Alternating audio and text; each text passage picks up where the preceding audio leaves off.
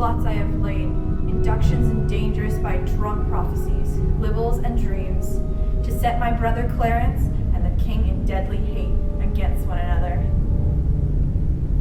No news so bad abroad as this at home. The king is sickly, weak, and melancholy, and his physicians fear him mightily.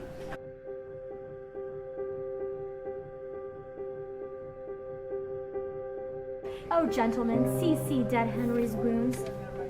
Open their congealed mouths and bleed afresh. Blush thou, lump of foul deformity, for 'tis thy presence that exhales this blood. O God, which this blood mats, revenge his death. O earth, which this blood drinks, revenge his death. I'll have her, but I will not keep her long. Would I that killed her husband and his father, to take her in her heart's extremest hate. If he were dead, what would be tied on me?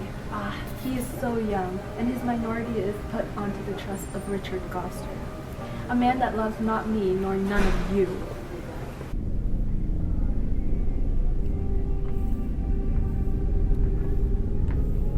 For Edward our son, that the Prince of Wales die in his youth by like ultimate violence like a queen, and for me that was a queen, outlive thy glory like my wretched self. Long mayest thou live to wail thy child's death, die neither mother, wife, nor England's queen. Rivers and Dorset, you were standards by, and so was thou, Lord Hastings.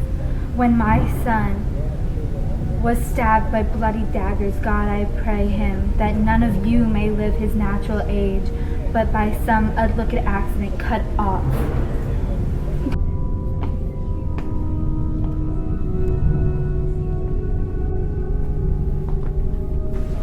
Let them keep it, thy sins be ripened, hurl down their indignation on thee, thy trouble of the poor world's peace.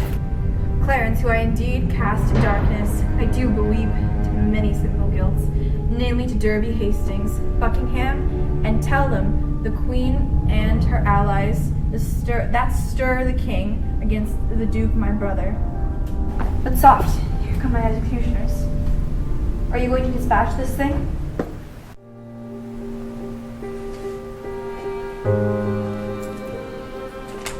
If you do love my brother, hate me not.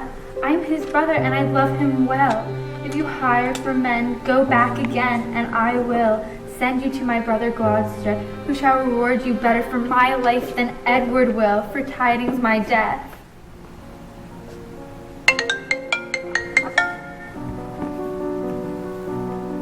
Is Clarence dead? The order was reversed. But he, poor man, by your first order died.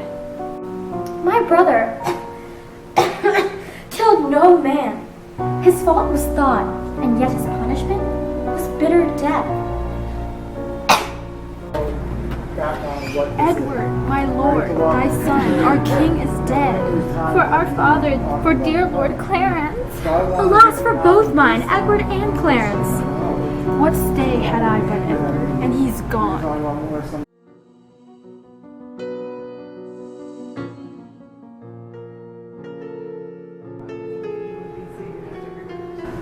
How doth the prince?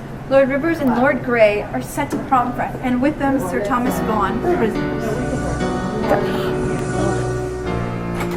Welcome, sweet prince, to London, your chamber. Now, in good time, here comes the Duke of York. Now, my lord, what shall we do if perceived Lord Hastings will not yield to our complaints? Chop off his head. I'll have this crown of mine cut from my shoulders before I see the crown so foully misplaced. Now Margaret's curse is in fall upon her hands, when she exclaimed on Hastings, you and I, for standing by when Richard stabbed her son. Farewell until we meet again in heaven.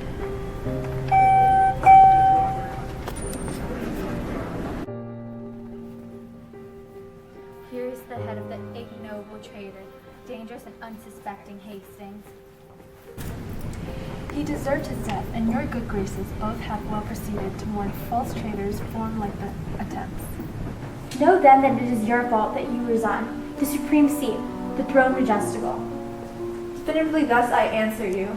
Your love deserves my thanks, but my desert unmeritable shuns your high request. Tomorrow, will it please you to be crowned?